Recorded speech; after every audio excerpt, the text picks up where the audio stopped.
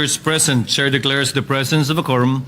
Majority Floor Leader. Yes, Mr. President. Mr. President, before we proceed, may I just be allowed to recognize some guests from the gallery, guests of Senators Villar and Aquino, Mark Villar and Bam Aquino, LGU officials of Luisiana, Laguna, led by Mayor Jomaver Alvarez and Mayor Venus Jordan of La Paz, Tarlac, guests of Senator Ejercito and Bato de la Rosa, Mayor Ramil Publico with LGU officials of San Vicente, Palawan, Mayor Lito Tito with LGU officials of Aborlan, Palawan, guests of Senators Legarda and Lapid, Mayor Donald Morgolnon from Banawe, Ifugao, Vice Mayor Ernest Oliver Uy of Iligan City, Mayor Alvi Musa from Alicia, Zamboanga, Sibugay, Mayor Rico Puno from Calatagan, Batangas, guests of Senators Pangilinan and Bongo, Mayor Milagros Faderanga and local officials from Banton, Romblon, Mayor Tessie Jean Nacao of Bacuag, Surigao del Norte, guests of Senator Gatchalian, Police Brigadier General Dindo Reyes, Regional Director PNP, Ilocos Region, Police Colonel Claire Balesteros of Ilocos Region. We welcome all of them in this August chamber. To the aforementioned guests, welcome to your Senate. Majority Leader. Mr. President, at this juncture, I move that we dispense with the reading of the Journal of the 6th Session, Wednesday, August 6, 2025, and consider the same as approved. Any objection? Hearing none, motion is approved. Mr. President, at this juncture, I move that we defer the approval of the Journal of the 7th Session, Monday, August 11, 2025. So move, Mr. President. Any objection? Hearing none, motion is approved. Mr. President, I move that we proceed with the reference of business. Any objection? Hearing none, Secretary is directed to comply. Bills on first reading, Senate number 351, an act repealing RA 10912, the Continuing Professional Development Act of 2016, Senator De La Rosa. To the Committee on Civil Service, Government Reorganization, and Professional Regulation. 352, providing for security of tenure for all casual and contractual employees of the government who have rendered the prescribed use of service to the national government and the local government units and for other purposes, Senator De La Rosa. To the Committee on Civil Service, Government Reorganization, and Professional Regulation. 353, an act providing for Magna Carta of tricycle drivers and operators, institutionalizing mechanisms for its implementation and for other purposes, Senator De La Rosa. To the Committee on Public Services and Local Government. 354, establishing the Disability Support Fund for the empowerment, full participation, and inclusion of persons with disabilities in society and appropriating funds therefore, Senator De La Rosa. To the Committees on Social Justice, Welfare and Rural Development, and Finance. 355, an act providing for the Magna Carta of Barangay Health Workers, Senator De La Rosa. To the Committees on Health and Demography, Local Government, Ways and Means, and Finance. 356, an act recognizing motorcycles as public utility vehicles, amending RA 4136, the Land Transportation and Traffic Code, and RA 7160, the Local Government Code, as amended and for other purposes, Senator De La Rosa. To the Committees on Public Services and Local Government. 357, an act establishing the Philippine National Police Forensic DNA Database, appropriating funds therefore, Senator De La Rosa. To the Committees on Public Order and Dangerous Drugs, Justice and Human Rights, and Finance. 358, an act mandating law enforcement officers to use a body-worn camera during law enforcement operations, providing penalties for violations and appropriating funds therefore, Senator De La Rosa. To the Committees on Public Order and Dangerous Drugs, and Finance. 359, an act providing for the administrative reform and reorganization of the Philippine Coast Guard, repealing RA 9993, the Philippine Coast Guard Law of 2009, Senator De La Rosa. To the Committees on Public Services, Civil Service, Government Reorganization, and Professional Regulation, and Finance. 360, an act requiring all graduate senior high school and college level students to plant at least 2 trees each as a civic duty for environment protection and climate change mitigation and appropriating funds therefore, Senator De La Rosa. To the Committees on Basic Education, Higher Technical Vocational Education, and Finance. 361, an act ensuring the senior high school graduates under the K-12 program are equipped with the knowledge, training, and skills demanded in the labor market, enhancing their employability and competitiveness, creating the Batang Magaling Councils to strengthen multi-stakeholder collaboration and support for their employment, allowing deduction of training expenses incurred for the skills development, appropriating funds therefore, Senator Gatchalian. To the Committee on Basic Education, Higher Technical Vocational Education, Ways and Means, and Finance. 362, providing for a 20,000 peso across-the-board increase in the basic monthly salary of all public elementary and secondary school teachers and appropriating funds therefore, Senator Gatchalian. To the Committees on Civil Service, Government Reorganization and Professional Regulation, Basic Education and Finance. 360, an act fulfilling the rights and strengthening the privileges of public school teachers under RA 4670, the Magna Carta for Public School Teachers, and appropriating funds therefore, Senator Gatchalian. To the Committees on Basic Education, Civil Service, Government Organization and Professional Regulation and Finance. 364, an act providing for government assistance to private basic education, further amending RA 6728, the Government Assistance to Students and Teachers in Private Education Act, as amended and appropriating funds therefore, Senator Gatchalian. To the Committees on Basic Education and Finance. Senate number 365, an act establishing a national energy policy and regulatory framework for facilities utilizing waste-to-energy technologies, Senator Gatchalian. To the Committees on Energy, Environment, Natural Resources and Climate Change, Ways and Means and Finance. 366, an act providing for a national energy policy and framework for a clean and just energy transition in the country and appropriating funds therefore, Senator Gatchalian. To the Committees on Energy, Ways and Means and Finance. 367, an act enhancing the governance structure of the Energy Regulatory Commission, Senator Gatchalian. To the Committees on Energy, Civil Service, Government Organization and Professional Regulation. 368, an act amending RA 9511, granting the National Grid Corporation of the Philippines a franchise to engage in the business of conveying or transmitting electricity through high-voltage backbone, system of interconnected transmission lines, substation, and related facilities, and for other purposes, Senator Gatchalian. To the Committees on Public Services and Ways and Means. 369, an act providing for a comprehensive and responsive civil registration and vital statistics system, repealing Act number 3753 or the Philippine Law on Registry of Civil Status, providing funds therefore and for other purposes, Senator Gatchalian. To the Committees on Justice and Human Rights and Finance.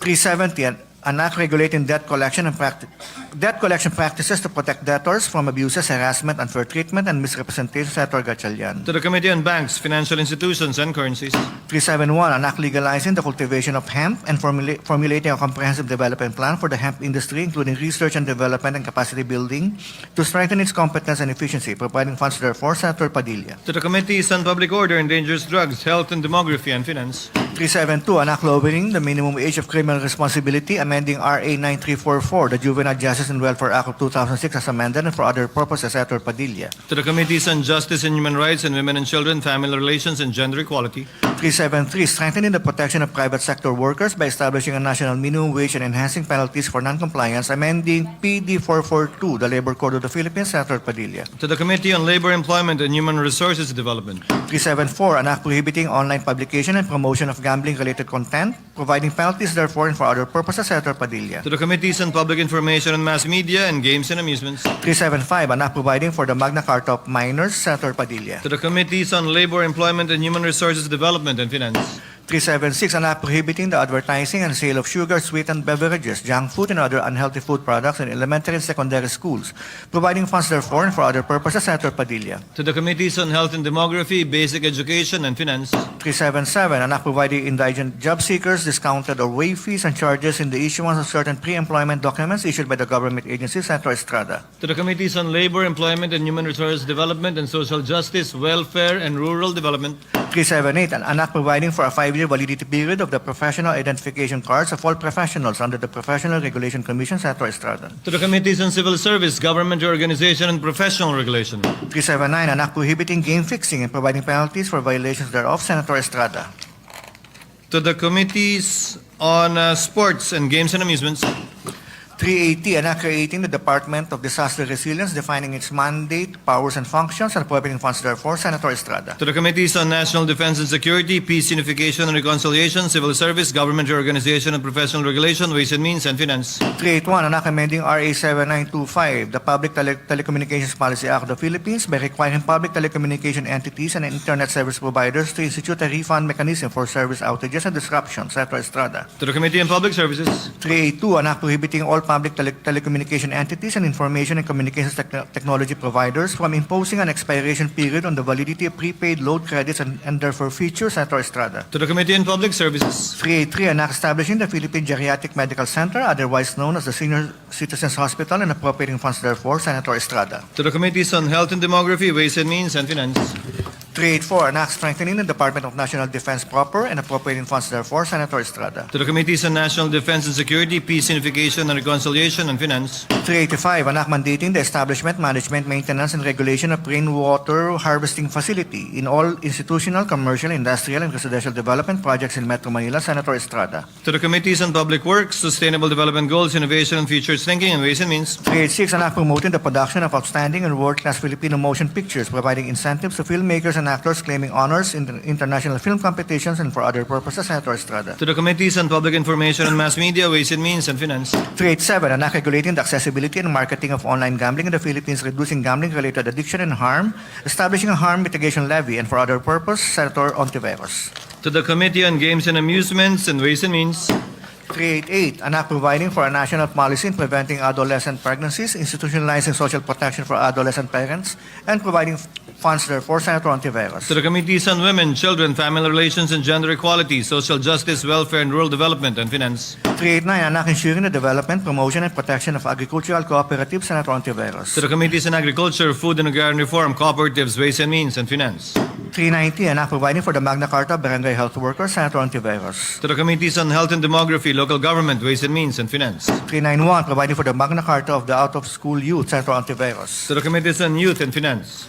392, an act strengthening the constitutional rights of government employees to self-organization, collective negotiation, peaceful concerted activities, and the use of voluntary modes of dispute resolution, Senator Ontiveros. To the Committee on Civil Service, Government Organization, and Professional Regulation. 393, an act providing for the Universal Disability Support Allowance for persons with disabilities, appropriating funds therefore, and for other purposes, Senator Ontiveros. To the Committees on Social Justice, Welfare, and Rural Development, and Finance. 394, an act expanding the grounds for dissolution of marriage, instituting divorce, and setting the procedures thereof, providing protections to the parties to the marriage and its common children, amending for this purpose EO 209 or the Family Code of the Philippines, Senator Ontiveros. To the Committee on Women, Children, Family Relations, and Gender Equality. 395, an act regulating the rational exploration, development, and utilization of mineral resources, repealing RA 7942, the Philippine Mining Act of 1995, and appropriating funds therefore, Senator Ontiveros. To the Committees on Environment, Natural Resources, and Climate Change, Ways and Means, and Finance. 396, an act providing for parent support and for other purposes, Senator Lacson. To the Committee on Women, Children, Family Relations, and Gender Equality. 397, an act further strengthening the Foreign Currency Deposit Law, amending RA 6426, the Foreign Currency Deposit Act of the Philippines as amended, Senator Lacson. To the Committee on Banks, Financial Institutions, and Currencies. 398, an act expanding the scope and coverage of RA 4200, otherwise known as an act to prohibit and penalize wiretapping and other related violations of the privacy of communication and for other purposes, Senator Lacson. To the Committees on Public Order and Dangerous Drugs, the National Defense and Security, Peace, Unification, and Reconciliation. 399, an act providing for a comprehensive nursing law towards a quality healthcare system and appropriating funds therefore, repealing RA 9173, the Philippine Nursing Act of 2002, Senator Lacson. To the Committees on Civil Service, Government Organization and Professional Regulation, Health and Demography, and Finance. Senate number 400, an act instituting a national land use policy, providing the implementing mechanisms therefore and for other purposes, Senator Lacson. To the Committees on Sustainable Development Goals, Innovation, and Futures Thinking, and Finance. Majority Floor Leader.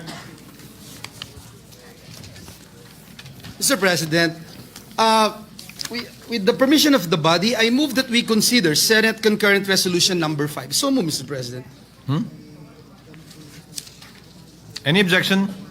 Hearing none. Motion is approved. Secretary is directed to read the title. Five.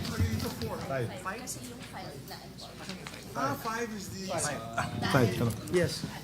Concurrent resolution amending the legislative calendar, the first regular session of the 20th Congress of the Philippines. Majority Leader. Yes, Mr. President, just for the record, this is in relation to the request of the House of Representatives for additional 3 days of work. The proposed adjustment, Mr. President, in the calendar is deemed necessary to accommodate the timely transmittal, deliberation, and approval of the General Appropriations Bill. Mr. President, this is nothing new. We have been we have done this before, and the changes in the legislative calendar aim to ensure that we will have sufficient time for thorough examination and deliberation on the proposed national budget in accordance with our constitutional duty to enact the annual appropriations law before the start of the next fiscal year. And so with that, Mr. President, I move that we adopt Senate Concurrent Resolution number 5. Before acting on the motion of the Majority Floor Leader, just for the record, our House counterparts got in touch with Senator Win Gatchalian, and this representation as well as Senator Joel Villanueva requesting for this change, because if we do not change it according to them, they will be giving us the gab on November 11, which will effectively reduce by over a week our time to tackle the budget. However, if we adjust the calendar, they will be able to give it to us, according to them, on October 24. Although it's still recess, the Committee on Finance can already process it, and when we resume our sessions, we will be able to begin tackling the budget already in plenary, because that will enable the Committee on Finance to come up with its committee report. Acting on the motion of the Majority Floor Leader, is there any objection? Hearing none, motion is approved. Majority Leader? Thank you, Mr. President. I ask for a minute suspension, Mr. President. Session is suspended.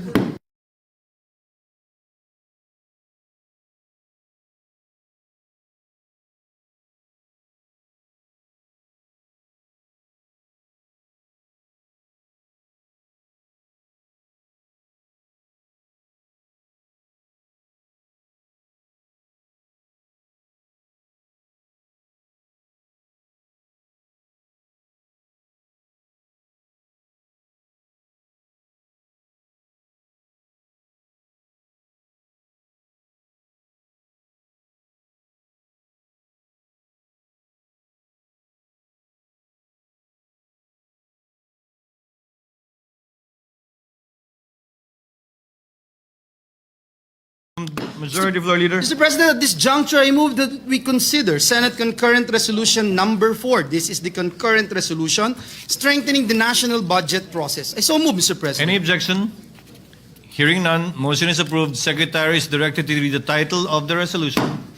Concurrent resolution strengthening the national budget process by adopting and enforcing transparency and accountability measures to ensure public access to information and allow public participation in the deliberations of the 2026 General Appropriations Act. Majority Floor Leader? Mr. President, to sponsor the measure, I move that we recognize the Senate Chairperson of the Committee on Finance, Senator Win Gatchalian. So move, Mr. President. Any objection? Hearing none, Senator Gatchalian is recognized to sponsor the measure. You may proceed, sir. Thank you, Mr. President. Thank you, Majority Leader. Mr. President, esteemed colleagues, I rise today to sponsor concurrent resolution number 4, which is our resolution to strengthen the national budget process by adopting and enforcing transparency and accountability measures to ensure public access to information and allow public participation in the deliberations of the 2026 General Appropriations Act. The enactment of the national budget is one of the most critical functions of Congress. It determines how government resources are spent. It is a reflection of our national priorities and directly affects the delivery of basic services to communities and families. Higit sa lahat, nagbibigay ito sa atin ng malinaw na pananaw kung saan napupunta ang ating buwis at tinitiyak na bawat sentimo mula sa pondo ng bayan ay ginugugol lamang sa mga programang tunay na nagbubunga ng kapakinabangan para sa sambayanan. This measure could not have come at a more urgent time. In his State of the Nation address, the President took aim at the budget of flood control projects. Sunod-sunod ang nagdaang mga bagyo. Sunod-sunod din ang mga pagbaha sa maraming lugar sa bansa na ikinisawi pa ng ilan nating kababayan. Ang laki ng budget sa flood control projects, hindi ba? Ano na ang nangyari? The President did not hold back. Mahiya namang kayo. His challenge to those benefiting from corruption, and it was his challenge to all of us to step up to the plate and do better. Yesterday, the President launched Sumbong sa Pangulo.ph, an online platform designed to give citizens access to information on flood control projects nationwide, while allowing any ordinary Filipino to report any irregularities. Mr. President, we at the Senate are firmly committed to accountability and earning the public's trust. This concurrent resolution reflects the Senate's commitment to that mission. Our vision for the 2026 budget is to create a budget that is effective, efficient, and lean, which will usher a golden age of transparency and accountability that will open up the budget process and empower the public to understand the budget, increase their participation, and root the system of accountability in the people themselves. The cornerstone of our concurrent resolution is making is making public documents, which are critical outputs at every step of the budget process, such as the General Appropriations Bill, also known as GAB, the committee report, and other pertinent documents. The key to operationalizing this is digitization and maximizing the use of technology. At the moment, only 2 documents are available to the public online: the National Expenditure Program, or NEP, which is the first consolidated document in the budget process, and the General Appropriations Act, which is the approved budget. Sa madaling salita, ang nakikita ng ating mga kababayan ay yung unang bahagi ng budget process at yung huli. Hindi nila nakikita yung produkto ng bawat stage sa proseso. Dito nagkakaroon ng pagbabawas at pagdadagdag sa budget ng mga government agencies. It is important that our countrymen see the documents on this process. We propose that the following documents be uploaded to the websites of the Senate and the House of Representatives. Number 1, the General Appropriations Bill, passed on 3rd reading by the House of Representatives and transmitted to the Senate. Number 2, the Bicameral Conference Committee report and joint explanation of disagreeing votes of the Senate and the House of Representatives. We also urge the Department of Budget and Management at a later time to upload in its website duly received copies of the Budget Preparation Form 201, a budget preparation form used by the Philippine government agencies to submit their budget proposals to the DBM. We further propose that the following documents be uploaded to the website of the House of Representatives. Number 1, transcripts of House budget briefings, public hearings, and technical working group meetings. Number 2, the Committee on Appropriations report on the GAB. And number 3, journal records of the Senate plenary, journals of the House plenary deliberations. Thirdly, this resolution proposes that the following documents be uploaded to the website of the Senate. Number 1, transcript of Senate budget briefings, public hearings, and technical working group meetings. Number 2, Committee on Finance report on the GAB. Number 3, journal records of the Senate plenary deliberations. Number 4, GAB passed on 3rd reading by the Senate. These documents contain the transcripts of budget briefings, public hearings, and plenary deliberations. Having access to these documents is vital to ensuring that the projects of each government agency are held to public account. In addition to the documents themselves, the resolution proposes that all uploaded documents will be in formats that are timely, comprehensive, and machine-readable. This saves time and ensures that the analysis of the documents is not compromised by poor document quality. We further propose that the public will be given a platform on the websites of both the Senate and the House of Representatives to communicate their analysis, suggestions, and feedbacks on the national budget. Creating a culture of transparency and accountability for the benefit of the public is nothing extraordinary. It is our duty as servants of the people. Mr. President, dear colleagues, before I end, I would like to thank you all for rallying behind this concurrent resolution. We filed this resolution unanimously. This is living proof that there is bipartisanship between the majority and the minority when it comes to transparency and accountability. This stands as our collective commitment to honest governance, and it is this representation's prayer that the fruits of our labor take root and transform our government. We can face our countrymen proudly and tell them this is where your taxes go. Thank you, Mr. President, esteemed colleagues. Hey, Mr. President. Noted and entered into the records. Majority Floor Leader. Yes, Mr. What is the President. pleasure of the Honorable Marcos? Yes, Mr. President, I just wish to observe something on number 3, line 26, page 3. Is that timely? While we are still in the sponsorship Okay, I'll wait. stage, Thank Mr. you. President, perhaps we can entertain the questions later on, Mr. President. We have a number of co-sponsors and a number of senators The wanting Chair will just to... dispose. We will act on Yes. the observation With the and indulgence or of Senator perhaps Marcos. proposed amendment of the Honorable Marcos at a later time. Thank you. Thank you, Mr. President. Mr. President, this representation, together with the Senate President, senators, Francis Pangilinan and Lauren Legarda would just like to insert into the records our co-sponsorship speech. May I put that into the record, So Mr. inserted. President? Mr. President, next to co-sponsor the measure is our Deputy Majority Leader, Senator J.V. Ejercito. I move that he be recognized, Mr. President. Senator J.V. Ejercito, our Senior Deputy Majority Floor Leader, is recognized for his sponsorship. You may proceed, sir. Mr. President, dear colleagues, good afternoon.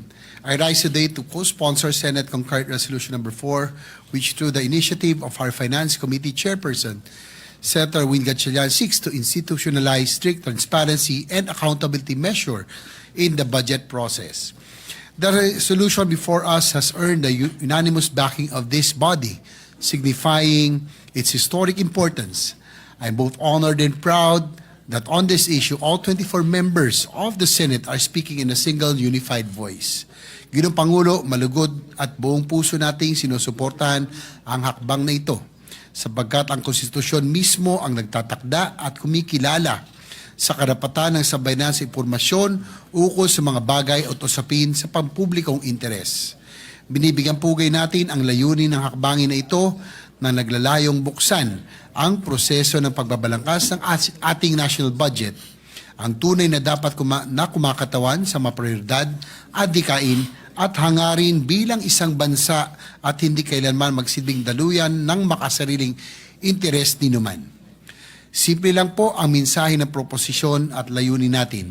Ang buwis ay pera ng taong bayan. Bilang lingkod bayan ay tungkulin nating tiyakin ang karapatan ng bawat Pilipino na malaman kung paano ito ginagastos at kung aling mga proyekto ang binibigyan prioridad ng pamahalaan para sa kapakanan ng ating mga kababayan. Ginoong Pangulo, marahil po ay wala nang mas konkreto pa na forma ng pakikisa sa ating adhikain kundi ang pagsasabatas nito. Kinikilala natin na napapanahon na ang mga para isali sa diskusyon at pagbabalangkas ang taunang budget ng ating mga mamamayan. Ngunit mangyayari lamang ito kung susulat at magpapasa tayo ng batas na magpapaintulot sa ating mga kababayan na mapag-aralan at suriin ang pambansang budget, ang kaba ng bayan. This representation filed Senate Bill number 770 of the People's Freedom of Information Act, which also furthers the aim of this resolution. We included a provision emphasizing on the real-time public access to government proceedings, including all government consultation and deliberations of the Executive Department in the drafting of implementing rules and regulations in the connection of the enactment of laws, plenary sessions, committee hearings, bicameral conference, committee meetings, and all public consultations by Congress, and public hearings, oral arguments, and other similar proceedings of the Supreme Court, recognized to be open by its internal rules and jurisprudence. In providing real-time access to our citizens in every step, particularly in our budget deliberations, we will make significant strides in strengthening the right of information of our citizens, which lies at the very heart of democratic governance. We recognize that by making all information with respect to the national budget readily available, easily accessible and searchable, we open the floor for greater transparency, and by strengthening transparency measures in the budget process, we also reinforce democratic accountability in our government. Furthermore, we acknowledge that civic participation helps make governments more responsive, innovative, and effective. Ang pinaka-importante, Ginoong Pangulo, ay ang pagbubukas sa publiko ng pagdinig ng Bicameral Conference Committee na matagal na hindi open to the public. Kung wala tayong ginagawang mali, wala tayong dapat itago sa publiko. As public servants, we may always be reminded of the constitutional dictum that public office is a public trust. We may have been entrusted with a high level of trust from our constituents in the same manner that we owe in them a higher degree of service and return. Kung ang impormasyon ay kapangyarihan, tungkulin natin bilang mga halal na kinatawan ng sambayanan na buksan at gibain ang anumang pinto o hadlang na pumipigil sa malayang pagdaloy nito patungo sa taong bayan. Maraming salamat po, Ginoong Pangulo. Noted and entered into the records. Majority Leader. Mr. President, next to co-sponsor the measure is our distinguished Senate President Pro Tem, Senator Jinggoy Estrada. I move that he be recognized, Mr. President. Senator Jinggoy Estrada, our Senate President Pro Tem, is recognized for his sponsorship speech. You may proceed, sir. Thank you, Mr. President. Mr. President, this representation co-authored Senate Concurrent Resolution Number 4, a measure that seeks to strengthen the process of enacting the national budget through the enforcement of transparency and accountability measures, with the certainty that it is a significant initiative to promote democracy and good governance in our country. With the permission of the principal author and sponsor of the measure, Senator Gatchalian, our Committee on Finance Chairperson, it is an honor to co-sponsor Senate Concurrent Resolution 4 to manifest my full support for the immediate adoption of the same. Yunong Pangulo, karapatan ng ating mga kababayan na malaman ang madetalye at proseso ng pambansang paggugol ng ating sinasabatas sapagkat sila ang tunay na may kapangyarihan sa ating demokratikong pamamahala at tayo ay pawang mga kinatawan lamang. Bilang mga mamamayan, sila ay nagbabayad ng buwis na siya namang ginagamit ng ating pamahalaan para sa iba't ibang serbisyo, programa at proyekto. Bilang kanilang mga kinatawan, tungkulin natin na siguruhin ng tapat, responsable at makabuluhang paglalaan ng pondo. Hindi natin may kakaila na maraming tanong, haka-haka at delegasyon tungkol sa mali, makasarili at irresponsableng paglalaan at paggugol ng pondo ng pamahalaan.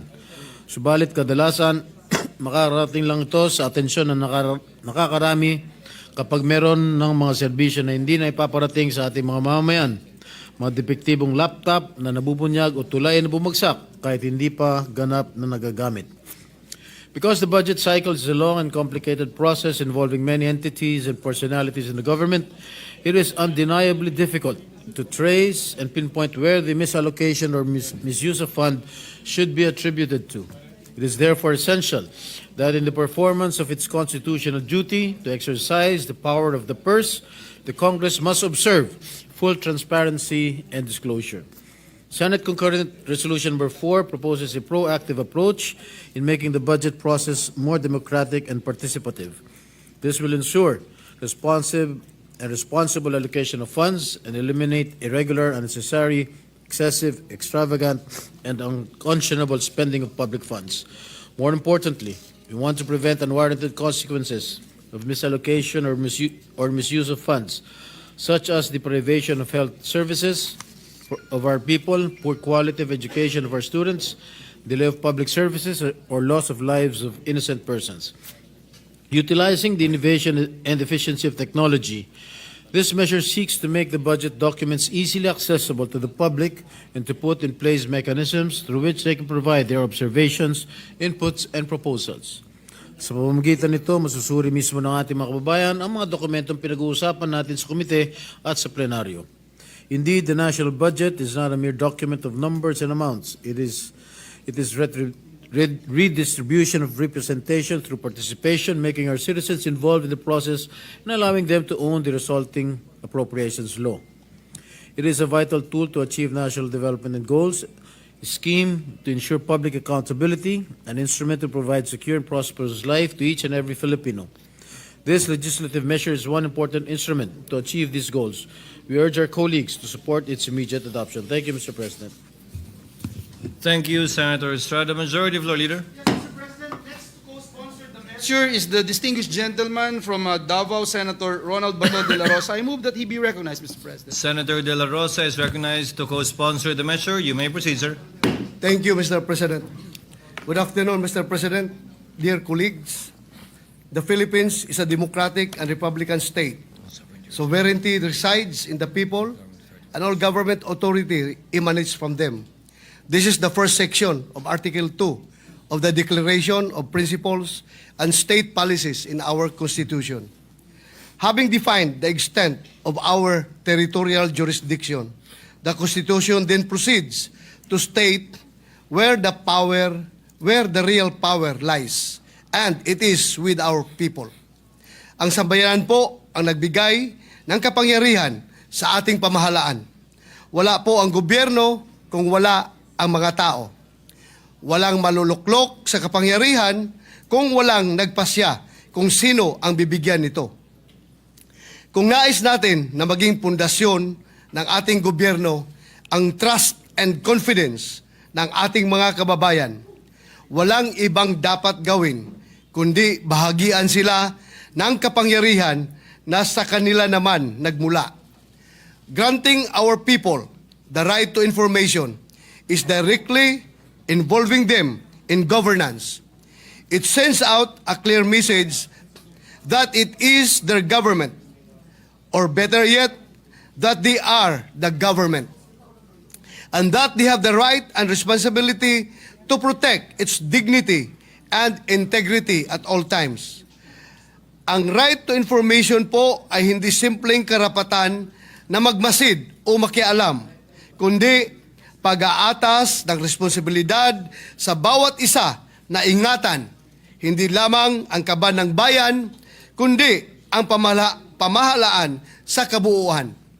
Giving a more concrete and tangible representation to the phrase, government of the people, by the people, for the people. Kaya naman, Mr. President, nararapat lamang na isulong natin ang resolusyon na ito.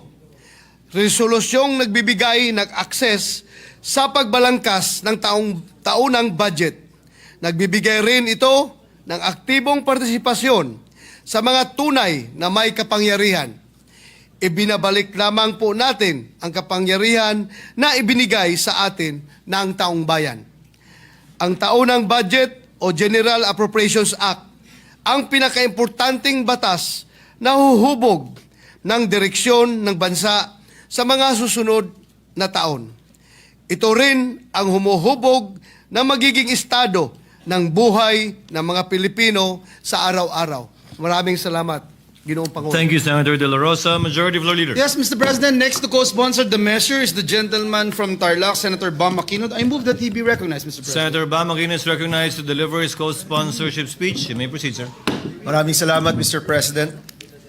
I'm very happy to co-sponsor Senate Concurrent Resolution Number 4, titled Strengthening the National Budget Process by Adopting and Enforcing Transparency and Accountability Measures to Ensure Public Access to Information and Allow Public Participation in the Deliberations of the 2026 General Appropriations Act. Let me also commend our Chairman of Finance, Senator Win Gatchalian, for this initiative.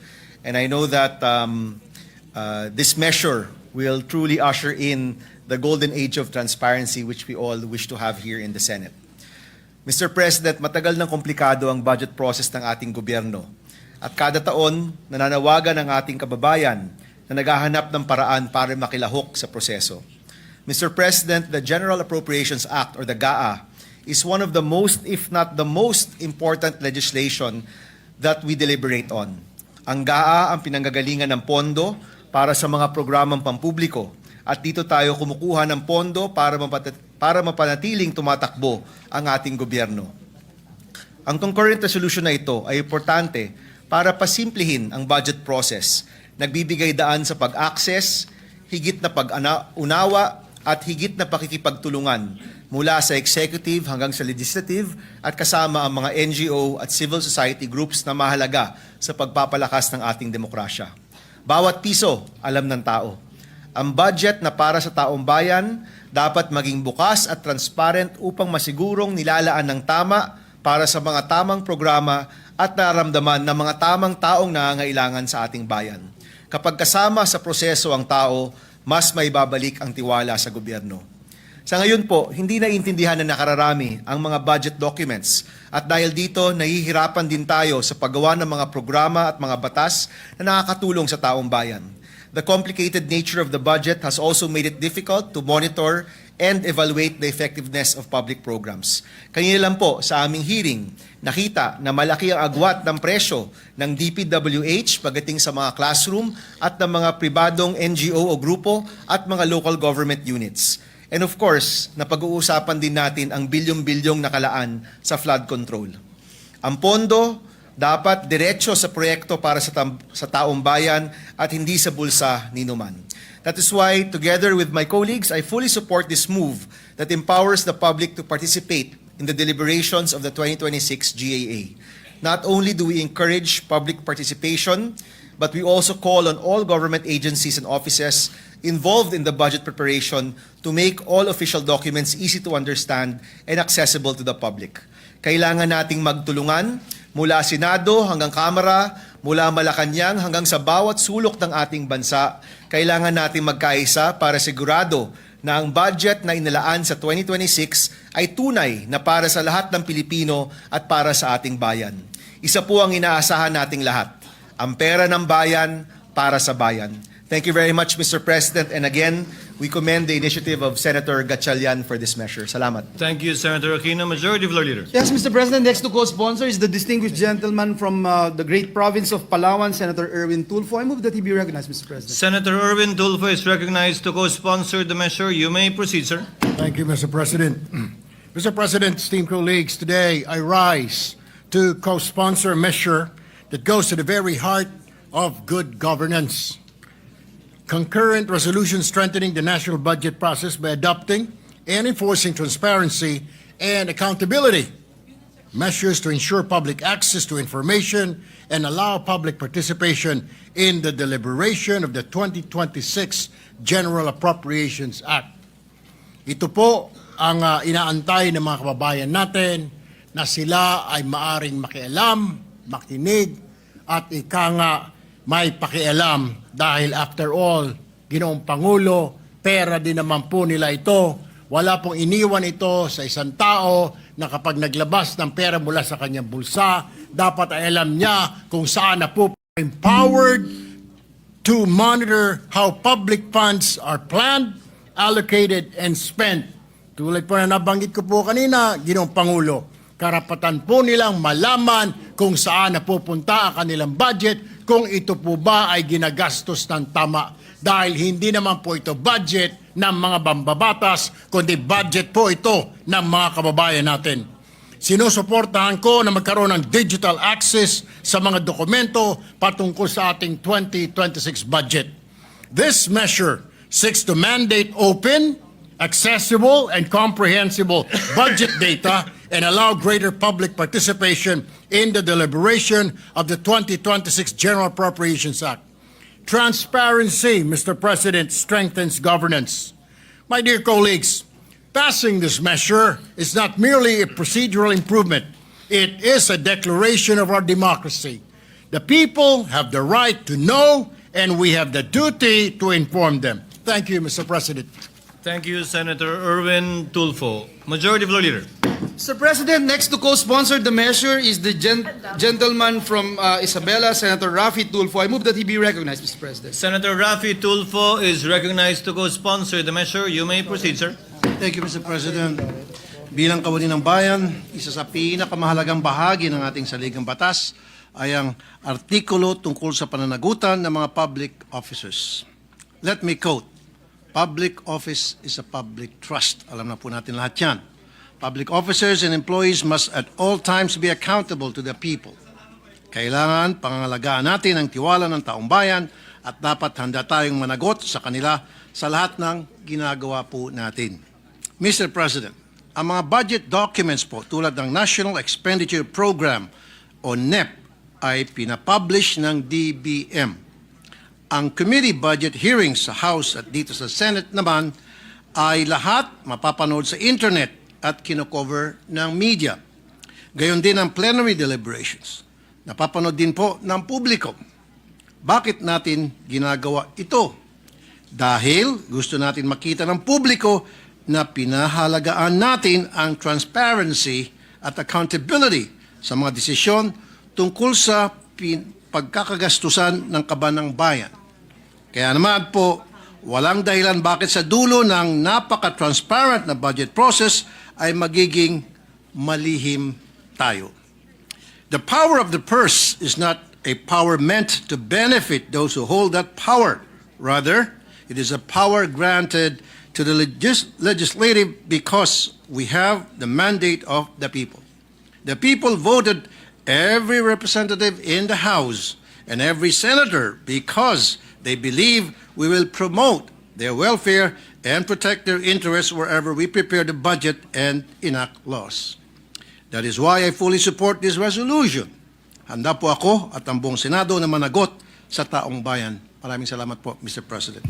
Thank you, Senator Tulfo. Majority Floor Leader. Mr. President, next to co-sponsor the measure is the gentleman from Camarines Norte, Senator Robin Hood Padilla. I move that he be recognized, Mr. President. Senator Robin Hood Padilla is recognized to co-sponsor the measure. You may proceed, sir. Maraming salamat po, Ginoong Pangulo, at sa ating pong pinunong mayorya. Assalamualaikum warahmatullahi wabarakatuh. Mga mahal kong kasama, karangalan kong tumindig bilang kapwa may akda at sponsor ng Senate Concurrent Resolution Number 4. Kinikilala ko si Senator Win Gatchalian, may Einstein, at tayong lahat na pumirma. Patunay ng pagkakaisa para sa isang malinaw, tapat, at may pananagutang budget process para sa 2026 GAA. Ayon sa saligang batas, tungkulin ng Estado ang full public disclosure at karapatan ng mamamayan ang impormasyon. Kapangyarihan naman ng Kongreso ang budget. Kaya't ang ilantad sa publiko ang bawat piso at pahina ay karapatan ng taong bayan. Kaya't mga kasama, gusto ko pong ipaalala, noon pa lang ika-19 ng Kongreso ay pinapaalala ko na ang kapangyarihan ng public information. Napakahalaga po nito. Ito na po siguro ang pinakamahalaga. Kaya't ako po ay suportado ko na ang hakbang na i-upload sa website ng Senado at Kamara ang lahat ng dokumento ng budget, oras tama, kumpleto at madaling mahanap. Buksan ang mga pagdinig at ulat at magbigay ng plataforma para sa boses ng mamamayan. Transparency ay aksyon, hindi drama. Proteksyon nito sa pondo ng tao. Panahon na para gawing pamantayan ang liwanag mula sa budget call hanggang pirma ng Pangulo. Maraming salamat po. Thank you, Senator Robin Hood Padilla. Majority Floor Leader. Mr. President, next to co-sponsor the measure is our distinguished Deputy Minority Leader, Senator Lauren Legarda. Oh, sorry. The distinguished lady from Antique, Senator Lauren Legarda. I move that she be recognized, Mr. President. Senator Legarda is recognized to co-sponsor the measure. You may proceed, ma'am. Pagalitan tuloy ako. Mali ako. Thank you. It was in 1998 when I was a member of the minority. But I'm not a deputy minority leader. I'm a mere member of the I minority. stand corrected, Your Honor, Mr. Yes, President. Yes. Thank you, Mr. President. But even if I'm a member of the minority, I support this, especially as it is chaired by distinguished colleague, Senator Gatchalian. I hope that he will accept my amendment later. I rise today in support of this concurrent resolution which seeks to make the 2026 General Appropriations Act truly reflective of the people's will by ensuring public access to budget-related documents that promote transparency. The Senate's work to make our budget process more transparent and accountable should not end with this concurrent resolution alone. This is not a panacea to the deeper problems that have long affected the way we craft and approve our national budget. It is a step forward, but one that must be followed through with further and more strategic reforms. As such, I wish to highlight key issues that must be addressed along with existing measures aimed at meeting the call for a more effective budget process. First, this concurrent resolution complements the transparency measures proposed by Senate Joint Resolution Number 1, filed by the members of the Senate Minority Bloc, which seeks to open all bicameral conference committee deliberations to the public. This reform would close a significant gap that the concurrent resolution, important as it is, cannot by itself resolve.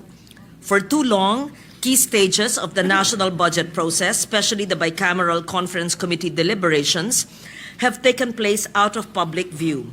This has created perceptions and at times the reality of last-minute changes and decisions made without plenary scrutiny or interpellation. As a result, the budget is often viewed as being shaped by limited decision makers rather than thorough, open, and inclusive deliberations. As such, live stream access, the publication of a matrix comparing House and Senate versions, and the release of comprehensive minutes should be standard operating procedures. These measures will help dismantle the culture of secrecy that has too often surrounded the bicameral process and restore fidelity to the Constitution's mandate of transparency and accountability. Transparency, however, must be matched with participation. That is why I also draw attention to the proposed people's participation in the National Budget Process Act filed by Senator Lacson and this representation. This measure institutionalizes the role of civil society organizations in the preparation and authorization of the national budget. It guarantees at least 30% representation for marginalized sectors, ensures access to agency performance data, and allows CSOs to provide policy critiques. These safeguards will give communities, especially those most affected by government spending, an active voice in how public funds are planned and allocated. Openness and participation are not enough if we continue to measure success only by pesos spent or projects completed, rather than by the real and lasting changes they create. Every budget season, agencies face one simple but fundamental question: how did your initiatives improve the lives of the Filipino people? Filipinos deserve to know not just what was delivered, but what changed because it was done. Yet the answers we often hear, families reached, roads paved, beneficiaries enrolled, speak only of outputs, not outcomes. They tell us about activity, not impact. Did free Wi-Fi in schools improve student learning? Did livelihood training translate to sustained income? Did new rural clinics lower maternal deaths or expand access to treatment? Too often, these questions are neither asked at the start or measured along the way, nor answered at the end. Without credible evidence, accomplishments become echoes of effort rather than the proof of change. So the gap lies not in intent, but in the absence of a results-based system that tracks, measures, and applies lessons. For decades, the lack of a systematic, integrated monitoring and evaluation framework has hampered our ability to assess effectiveness. Reports rely on outputs, evaluations are inconsistent or unused, and findings rarely feed back into policy and budgeting. Funds are spent without a feedback loop for improvement. This matter cannot be overlooked anymore, and that is the reason why I've filed the National Results-Based Governance Act in this Congress. Your Honor, speak of the 30 to 60% loss to corruption, wastage, and substandard work in our flood control infrastructure. Now imagine if, instead of losing that much, we embedded a 3% allocation for results-based monitoring and evaluation in every project.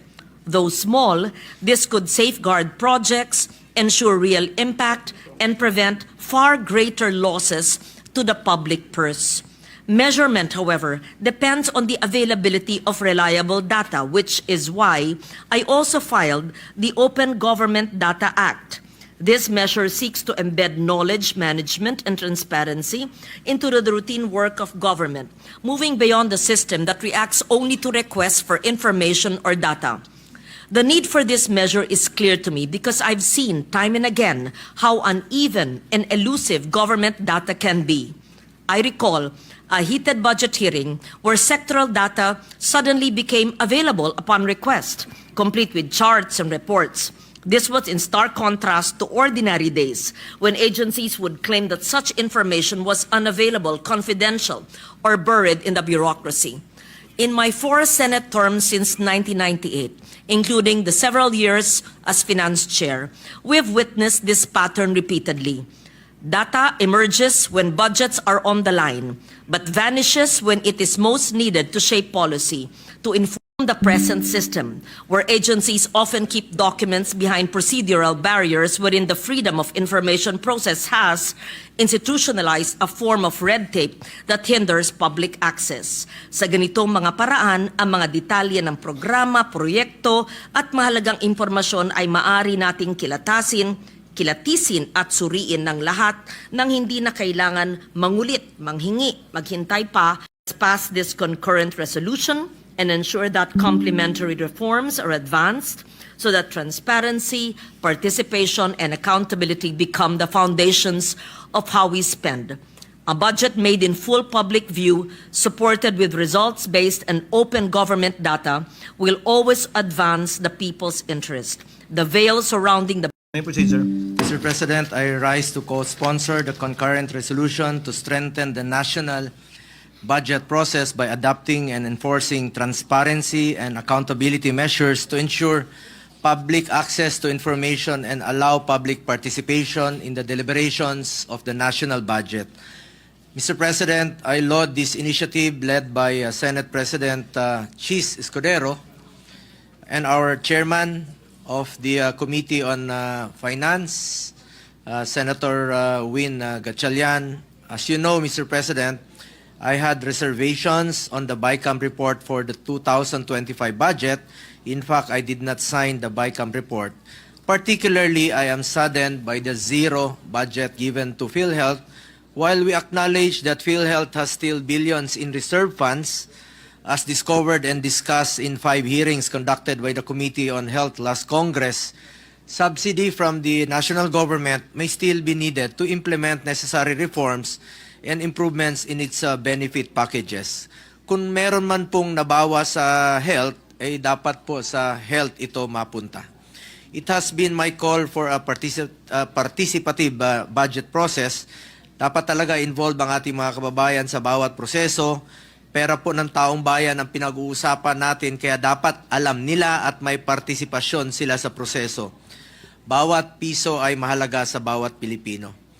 This is in line with Section 28, Article 2 of the 1987 Constitution, which declares that the state adopts and implements a policy of full public disclosure of all its transactions involving public interest. Section 7, Article 3 of the Constitution provides that the right of the people to information on matters of public concern shall be recognized.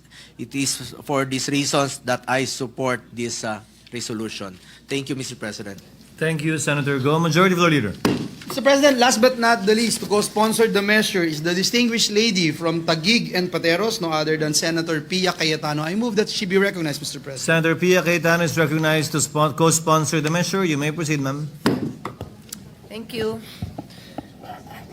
Mr. President, I rise today to co-sponsor Senate Concurrent Resolution Number 4, which seeks to institutionalize greater transparency and accountability in our national budget process. The General Appropriation Act is one of the most important legislation that Congress annually passes. It reflects our priorities as a nation and the kind of future we envision for our people. I have been the Vice Chairman of the Committee on Finance, handling the budget of education for 6 years and the budget of health for 5 years. All of these debates have been open to the public, live-streamed and accessible to all. But in the final stages, the BICAM, it has not been treated the same way. And even I, as Vice Chairman of the Committee on Finance, only learned. Minority Leader, Senator Tito Soto. I move that he be recognized, Mr. President. Senator Soto is recognized for his interpolation interjection. You may proceed. Of the intent of the resolution. And just for the record, at the outset, I would like to place on record that this is indeed a very commendable resolution. As a matter of fact, I signed it, but I signed it with to amend, because I will be proposing amendments later when it comes to the period of amendments. So will the distinguished sponsor from the City of Valenzuela favor us with some answers, Mr. President? Yes, Mr. President, I would be more than, it's an honor for me to receive questions from our Minority Leader. Thank you, Mr. President.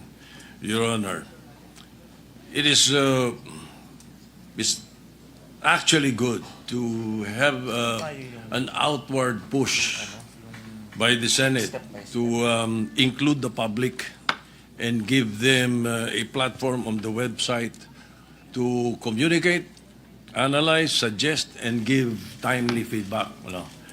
Now, I wonder what measures would be put in place so that it would not be abused by state or non-state actors. What would be the vetting process for the review of the feedback from the public? Here is, we're completing the entire cycle, Mr. President. So with this resolution, we are now publishing information that will help the public analyze the budget, hopefully make suggestions, even criticisms if they feel that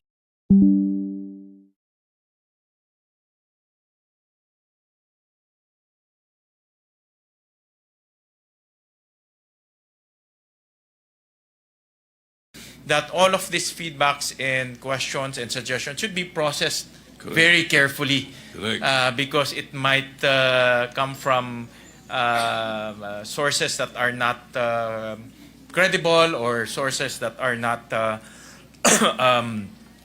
maybe they're not equipped in analyzing the budget. So since this will be reviewed by the Senate, we will be very careful in analyzing the feedbacks that we are going to get, Mr. President. So, yes, go ahead. so in other words, we will not just take it hook, line, and sinker. We will definitely analyze the feedbacks that we will be getting. So we welcome feedbacks, but the feedback should also be credible and in line with the budget process, Mr. President. Yes, so that there will be a vetting process on the feedback. Yes, Mr. President. Right. Internally, since this will be through our email system, and this will not be published, no, for data privacy purposes. So in other words, the receiver, which is the Senate, will vet the feedbacks that we will be getting. We will process and vet that very carefully, Mr. President. I like that phrase very carefully, because I would like to be... The RMO will be very careful also in terms of national security information, Mr. President. So we will also consult with them if there are items in the budget that are deemed harmful to our national security. Then we will also be very careful in publishing that. We will also consult with the executive regarding what items are those. As a rule, Mr. President, we want to publish all the budget items, but if there are national security concerns in those information, then we will be very careful in publishing those in our website. All right. How about those who would want to participate but do not have easy access to Wi-Fi, smartphone, or a personal computer? Are there any other steps that would allow the public to participate without any form of technology? We can come up with more inclusive mechanism to allow them to have access? Well, Mr. President, Offline? I'm sure you know that these materials are voluminous. Ang kakapal ho nila, like for example, the NEP is already 400 pages per volume, Mr. President. And we're talking about 4 volumes.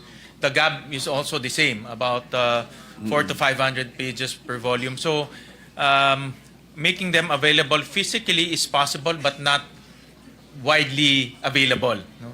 So it's readable, no? Because when we were looking at the websites of different agencies, sinasabi nila it's uploaded, pero hindi mo naman mabasa, Mr. President, because the scanning, the technology they use is very low in resolution, and you cannot search the item. So in this resolution, we will make sure, or the resolution calls for a readable format, so that the public will have a convenient and easy way to look at the information, Mr. President.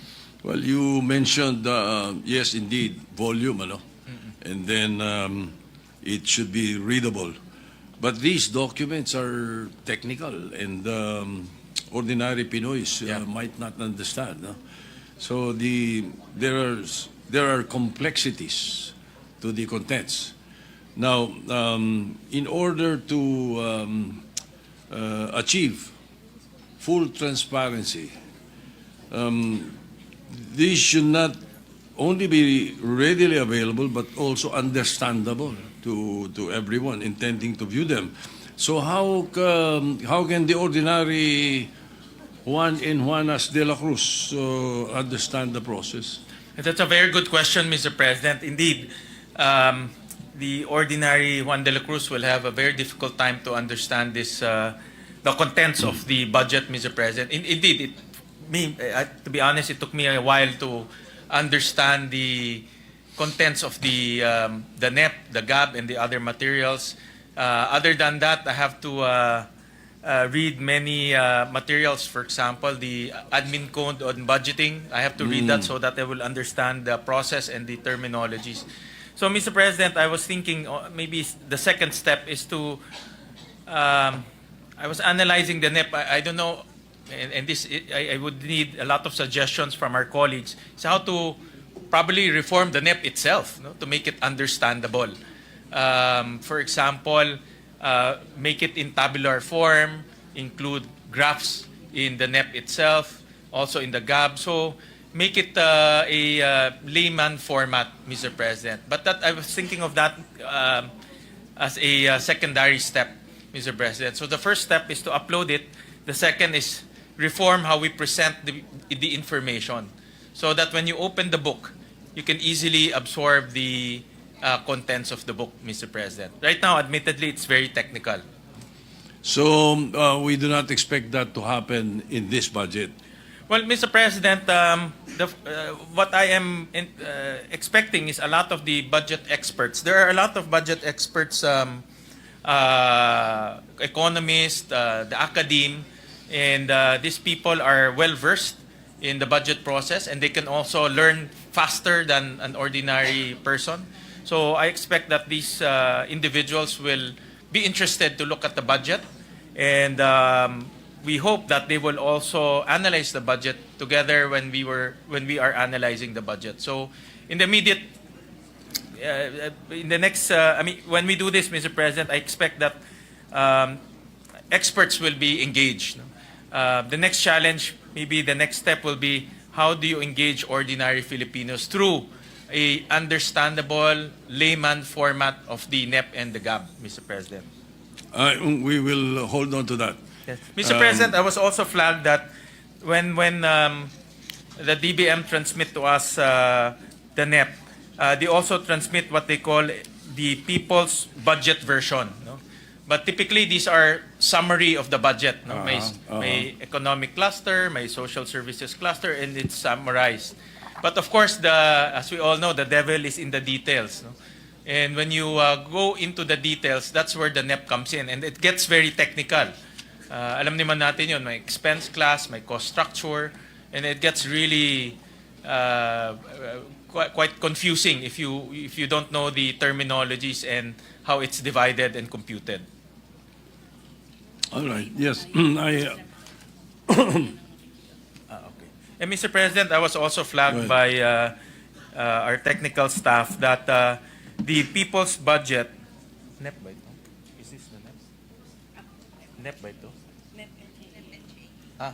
The NEP and the JA together with the summary is also translated into our major dialects like Ilonggo, Ilocano, Bisaya. So there's a friendlier version of the NEP being published by the DBM, Mr. President. So, but admittedly, it's a summary. It's not the book itself. No? Yes.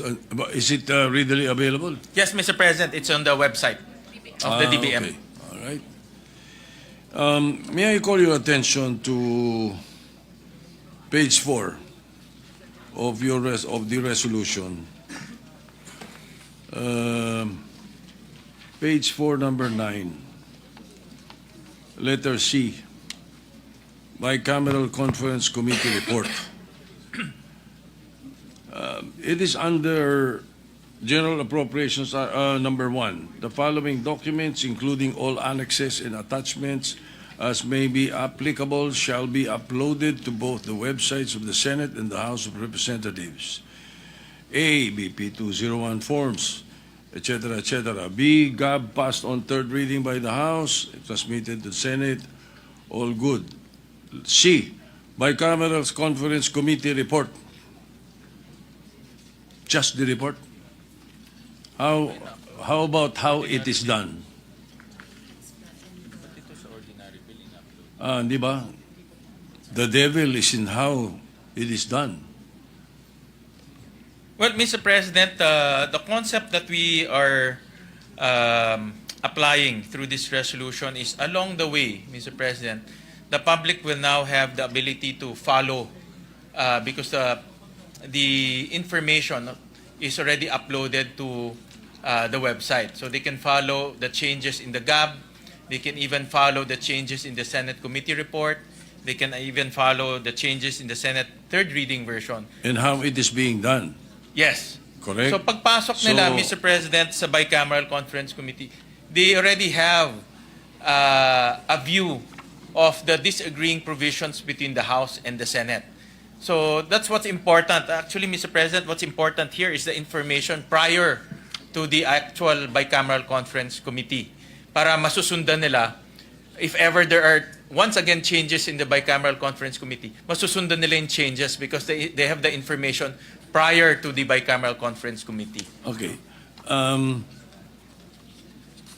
So that's I will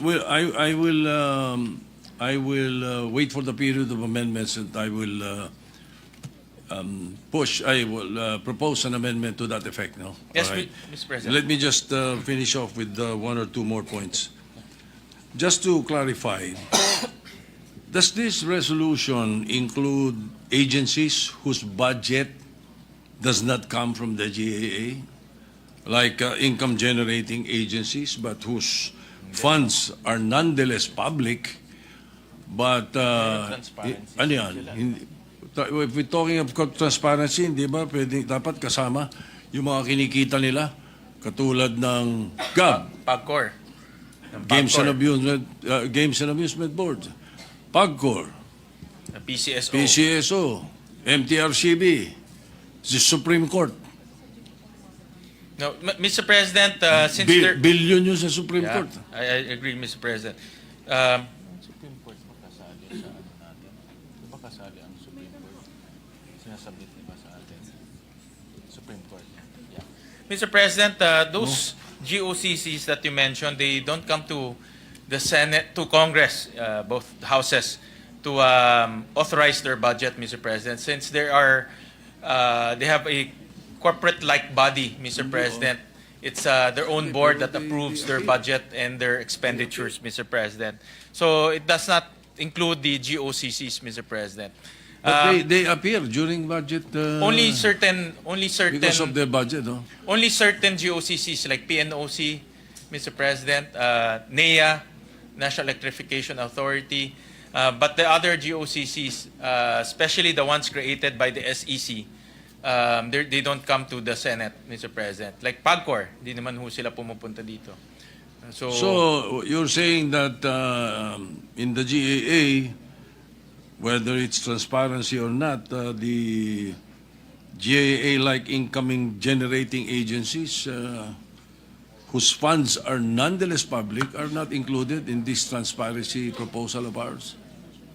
Well, Mr. President, because they're not, their budget is not being appropriated by Congress, and we're not authorizing their expenditures, so they don't come here, Mr. President. So they are being audited by COA, nevertheless, but they don't come to Congress to get their authorization on their budget. Only certain, Mr. President, like National Electrification Authority, which is a GOCC that comes here and requests for their budget. So we will publish their budget request, Mr. President. Is there no chance for us to say that even though they do not pass through the GAA, but still those are public funds? That's a very good suggestion, Mr. President. Dapat sila, they should be encouraged to follow the lead of the House of Representatives and the Senate in being transparent in the use of public funds.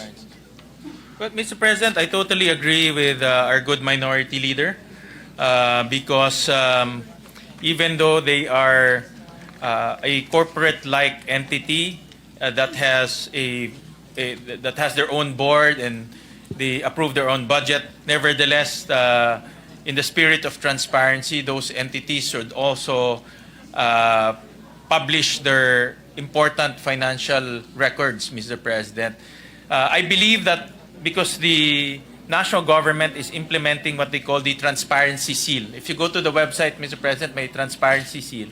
They upload all of the important financial documents so that the public can look at those financial documents. I believe that all government entities, including GOCCs like PAGCOR or PCSO, they're required to upload through the transparency seal, Mr. President. But we will take your suggestion seriously, Mr. President, and see how we can come up with a bill that will require these agencies also to at least send information to the Senate. No? In that case, can I count on your support when we tackle the FOI bill? Yes, Mr. President, I am one of those who believe in that measure, Mr. President. Very good. Thank you very much then. Just one final question. Will there be any penalties for agencies that fail to comply or are delayed in their compliance?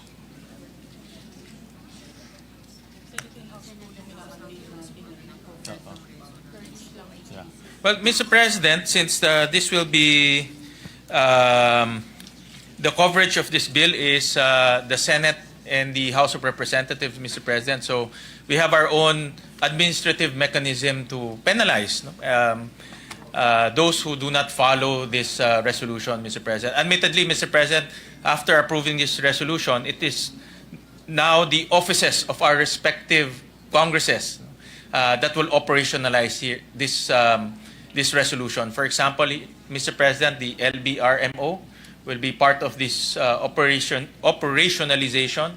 The Bills and Index, the IT office of our Senate will be part of this because they'll be the ones digitalizing the information, uploading the information. So all of these offices now will be mandated after approval of this resolution, Mr. President. But your answer is a polite no.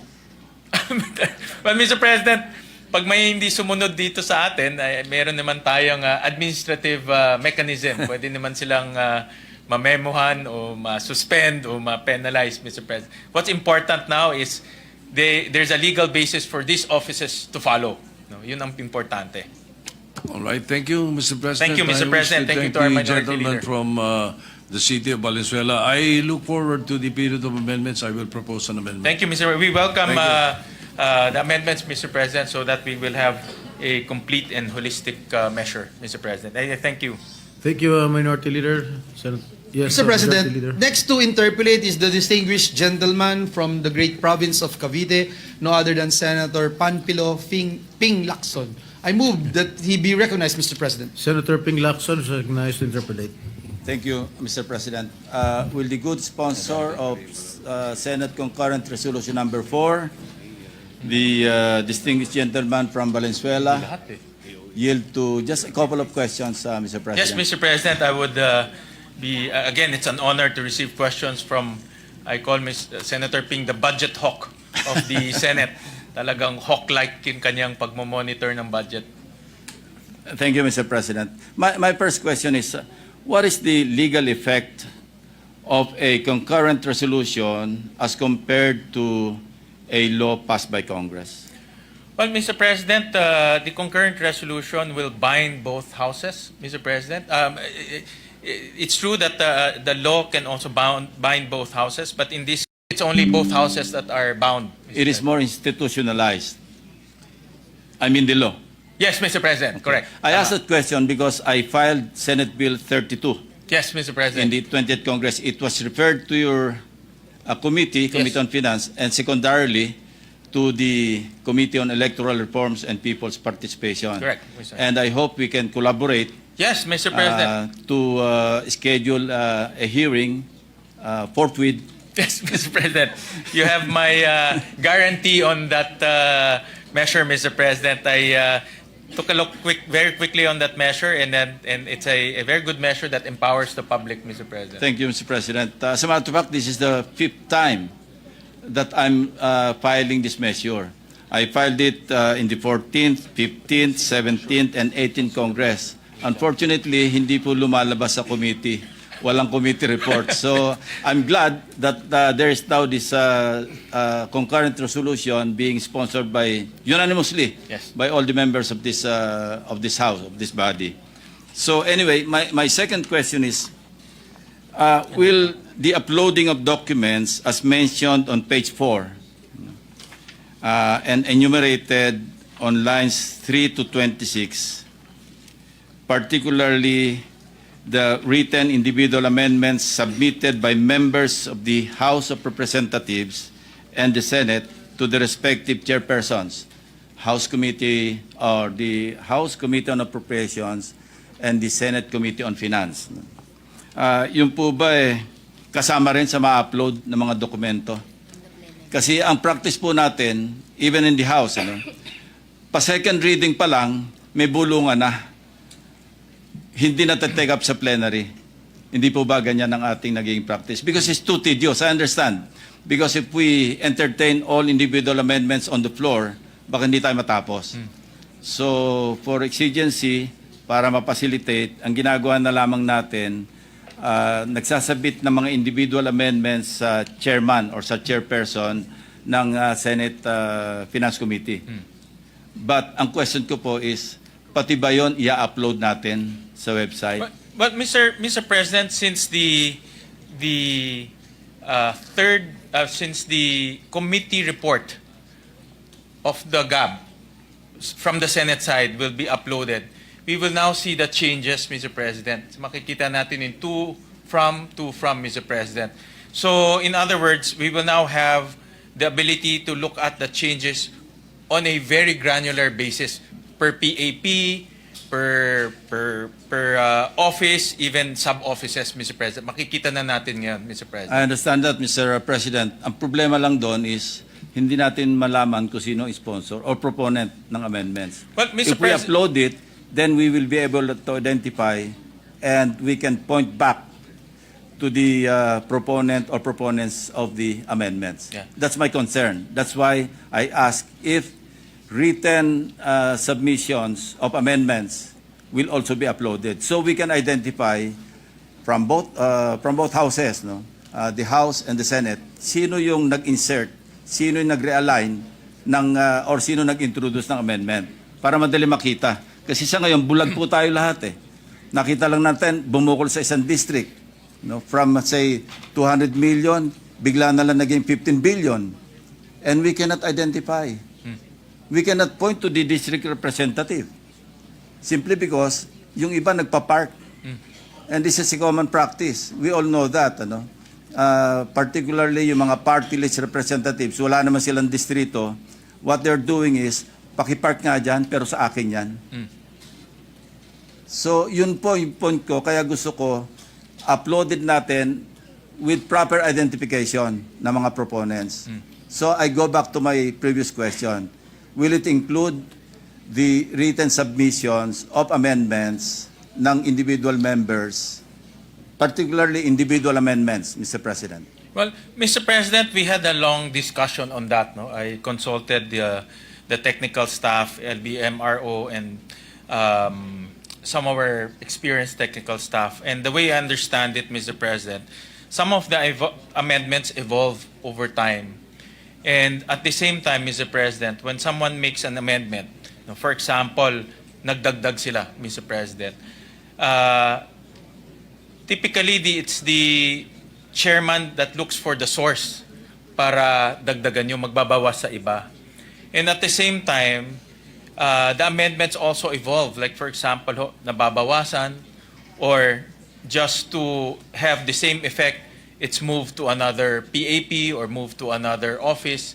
So in other words, Mr. President, the original amendment might not be the same with the final product. Nevertheless, Mr. President, all I want is to trace back to the proponent or proponents, no matter how many proponents there are. If these are amendments to the amendments, then fine. But we have to be able to identify kung sino po yung proponent or proponents ng amendments. Can we do that, Mr. President? Kasi we are for full transparency. Yeah. The best or the most genuine transparency is full transparency. Kasi kung hindi rin full transparency, parang ano tawag dyan? Ayoko sabihin ng lolokohan, pero hindi rin fully transparent It will defeat the purpose, Mr. President, because what we should know or identify yung proponent, kasi naandun po yung taguan Pagka hindi ma-identify, back to the proponent or proponents of the amendment or amendments, kanya-kanya tayo singitan na naman dyan, Mr. President. Well, Mr. President, that's why when we were discussing that internally and I was consulting with the technical staff,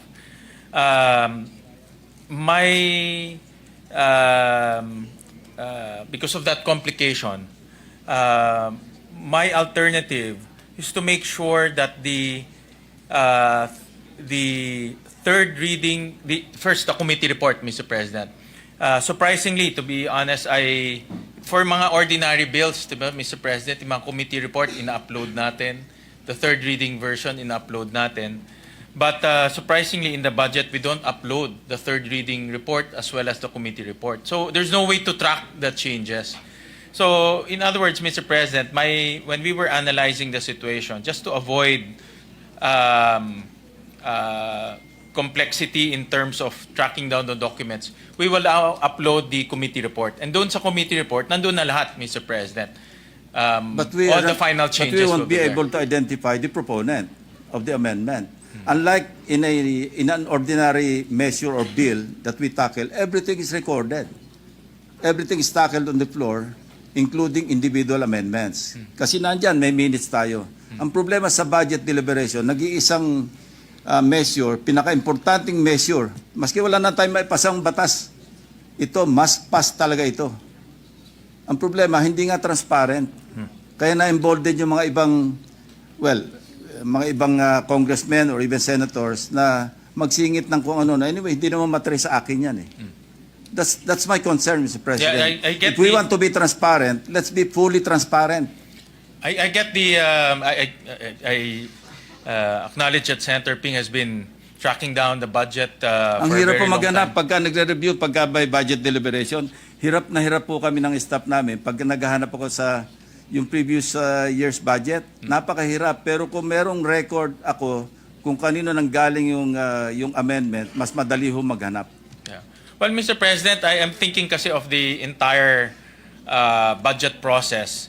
And I'm anticipating, for example, one of the vice chairmen will recommend. And nakikita ko kasi minsan ang recommendation, kadalasan ng recommendation pataas hindi ho pababa. Never mind. As long as we identify the proponent, then that's fine with me. So the complication that we see based on my consultation is how do we attribute the amendment, the specific amendment, if there are other amendments that will happen to enforce or to operationalize that amendment. Then let's track them, Mr. President. Yung pagkuha ng pondo. Kung ilan yung nag-amend sa amendment at inamend yung amendment, at least we can backtrack. I get the point, Mr. President. It's just It's not really difficult, Mr. President. If we want to do it, it's not really difficult. Because if we upload all the amendments, even amendments to the amendments to the amendments, hindi mahirap i-upload yun, Mr. President. Yeah, Especially written amendments, hindi yung amendments on the floor. I get the point of... Thank you. It's good. Thank you, Mr. President. It's just when we were discussing it, actually we talked about that, to be honest about it, Mr. President. It's just how Tutulong po ako, Mr. President. How you kung paano natin gagawin. How you track down the amendments. Kasi minsan isang amendment po, may dalawang modification, tatlong modification. That's the complication that I see, Mr. President. At least we can backtrack and identify kung sino yung nag-modify. Sabi ko nga, amendment to the amendments, and that's allowed. Yes, correct, Mr. President. So why can't we upload everything? Sometimes the chairman, in this case, the chairman will also amend that amendment. And then, Mr. so President. be it. Let's identify that the chairman also amended the amendment. Well, take note of the proposal. We'll study, Mr. President. It's just how to operationalize it. That's yun ang naging naging. So it seems that it is not acceptable because sa period of individual amendments, mukhang isa yan sa mga i-introduce ka amendment. Kung ngayon palang rejected na, baka hindi ko naman, Mr. President. It's just how I'm thinking ahead how to operationalize that, Mr. President. Let's work on it, Mr. President. Yes, Mr. President. I'll be more than happy to work with His Honor, Mr. President. Yeah. Thank you. Thank you, Mr. President. The gentleman from San Juan and Zambales. Thank you, Senator Lacson. Majority Leader. Yes, Mr. President. Mr. President, next to interpolate is the distinguished lady from Ilocos Norte, Senator Amy Marcos. I move that she be recognized, Mr. President. Senator Amy Marcos recognized to interpolate. Yes, thank you very much, Mr. President, Majority Leader. And if the good sponsor, Senator Gatchalian, will allow, a few observations, please. Yes, Yeah. Mr. President. Yes, Mr. President, I would like to point out that in the last page of the concurrent resolution, page 4, specifically number 3 of the operative clause, it mentions that the Senate shall upload number 3, A, B, C, and I'd like to highlight D, GAB passed on third reading by the Senate. Just to point out and make it very clear, we are only approving here in the Senate the amendments to the General Appropriations Bill. We are the approving body, but we receive it from the House of Representatives, which actually prepares the GAB. The role of the Senate, therefore, is to propose and approve amendments to the GAB, not the original GAB. I just want to be very careful so as not to mislead or confuse the public as to the role of this chamber versus the other chamber. So that perhaps if there is room for amendment, a more precise language would be in number 3A, D, line 26, page 4, instead of GAB passed on third reading by the Senate, it should read amendments to the GAB as approved by the Senate on third reading. Yes, Mr. President. I propose. Yes, Mr. President, we acknowledge that the language might not be the accurate language to reflect the approval of the Senate, that the Senate is only approving the amendments to the GAB, Mr. President. So we acknowledge that, and at the proper time, Mr. President, we would welcome Her Honor's amendments, Mr. President. Yes, thank you. There being no further amendments from my part or interpellations, I would also like to lend my concurrence and wholehearted support behind this initiative and concurrent resolution. Thank you very much. Thank you, Senator Marcos, Majority Leader. Yes, Mr. President, last to interpolate is Senator Rodante Marcoleta. I move that he be recognized. Senator Marcoleta is recognized to interpolate. Thank you, Mr. President.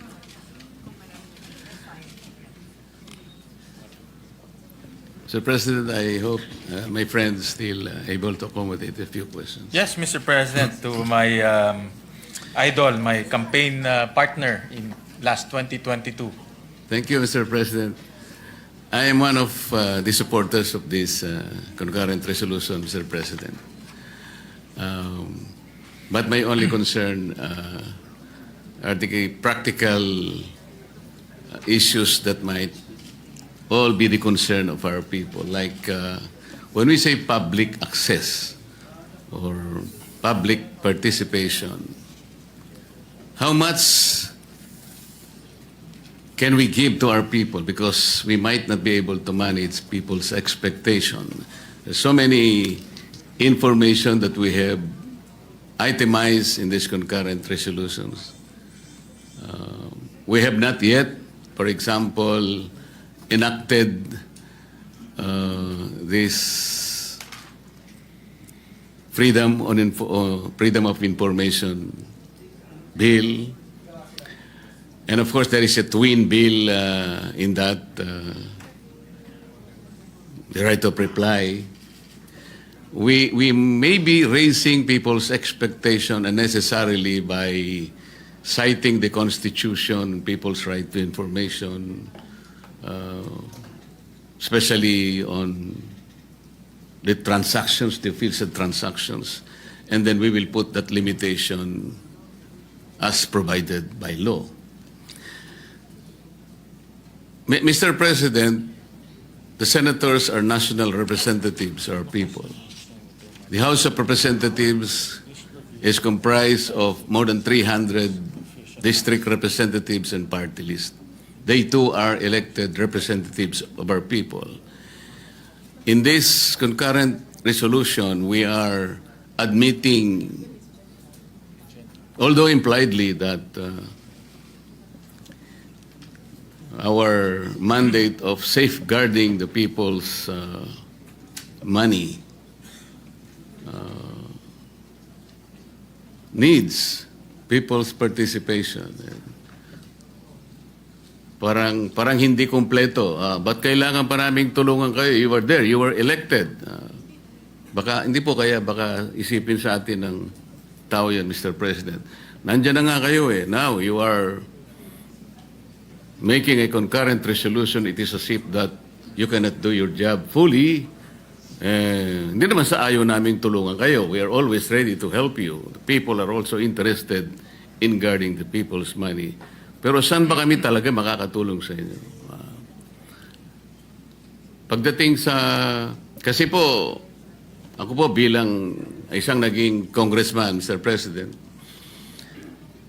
may access na po ako sa information. Like, bago po ako mag-graduate sa House, ito pong pinakahuling budget, 2025 budget. Mr. President, when we were already on the first day of plenary debates, alam po ninyo, yung unang subject matter sa first day on plenary debates, ito po yung general principles. Wala pa pong agencies, Mr. President. I was about to ask some questions on the parameters set out by our national economic cluster. Hindi po ako nakapagtanong, Mr. President. A battalion of my colleagues prevented me from asking questions. So, Mr. President, kung ako po ay nandun na mismo, gusto kong magtanong man lang ng ilang tanong, hindi pa po ako nakapagtanong eh. Paano kaya po yung mga kababayan natin? How do we assure them? We wanted to give them a level of expectation, Mr. President. How do we do it? Paano natin sila pagbibigyan ng yung participation will be heard, it will be recognized, it will be vetted, kagaya po ng tinatawag ni Senator Soto kanina. Interesado siya rin na talagang malaman talaga. Talaga bang madidinig? Yan po ang gusto ko itanong, Mr. President. Well, Mr. President, in the resolution, we also required that both houses should come up with a feedback mechanism, Mr. President. Kasi nga, you're absolutely correct, His Honor, that the information will be out there. People will be encouraged to look at the different details of the of our budget, and they will do their own analysis. But they have no way of reaching out to the senators. They have no way of reaching out to their representatives. There's no way for them to send their feedbacks. So that's why in this resolution, we also included a platform through their websites that people can now send their feedbacks, Mr. President. So it comes full circle. The information is there, but we also receive information. So that is the concept, Mr. President, that we are envisioning. That will be going back to my original question, Mr. President. Kasi sasabihin sa akin nung public, ano ba yung pwede kong gawin na hindi mo pwedeng gawin? Nandiyan ka eh. Nakabantay ka nga dyan eh. Ang gusto kong malaman, sabi niya, Mr. President, yung hindi mo kayang gawin, kami nang gagawa. Yun ang exactly na gusto ko sana malaman kasi yung tao po naghihintay. Gusto rin nilang tumulong siguro, bakit naman hindi? But what are those things? What are those information that they themselves should access that we cannot do? Well, Mr. President, like for example, meron ba tayong slide? Yung my X-check? Can you flash it? Mr. President, I'll flash a slide, no? And when we were doing the analysis of the process, we found out that only the NEP and the GAA is publicly available through the website, Mr. President. So if you are, let's say, a budget analyst, no? You want to analyze the budget, ito, Mr. President, only the NEP and the GAA is available in the internet. all the rest of the documents in between are not available. So if you want to analyze the budget, especially the movements, it's very difficult for analysts to track the movements because those information is not available in their website. So yun yung gagawin natin available, Mr. President. That the movement in the budget, especially critical documents, will be uploaded as mandated by the two houses, Mr. President. And each of the senators of this republic, Mr. President, is in a position to secure the assistance of a budget analyst. Not necessarily, Mr. President. People expect us to know the basic of the budget process and budget analysis.